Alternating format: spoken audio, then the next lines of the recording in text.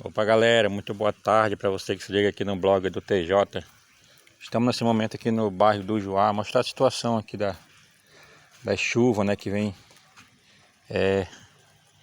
devastando aqui a rua do bairro. Aqui é a quadra 20 com a rua 6 Estrelas, né? É a situação aqui, ó. A situação é essa. A chuva destrói mesmo.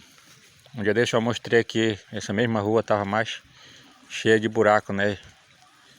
A prefeitura mandou jogar aqui um barro aqui, né? Mas a chuva já está levando para ir para baixo.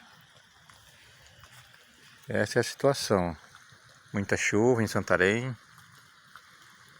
E vai derrubando. Aquela casa ali foi de muro abaixo.